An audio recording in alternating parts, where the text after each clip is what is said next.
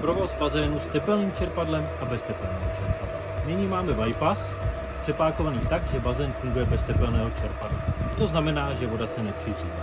Jakmile chceme přihřívat vodu, je potřeba vypnout motor ze zásuvky a přepákovat 3 ventily. Nejdřív uzavřeme prostřední ventil, poté otevřeme 2 ventily, které vedou do tepelného čerpadla, které máme umístěné u bazénu, a nyní můžeme zapnout opět filtraci. Tepelné čerpadlo zapneme čudlíkem, takže ho podržíme 2 vteřinky. Ukáže nám aktuální teplotu vody. Šipkou nahoru nastavíme požadovanou teplotu, přidáváme nebo ubíráme. Dále, když chceme přenastavit funkci tepelného čerpadla, podržíme šipky obě dvě, 1, 2, 3, 4, 5.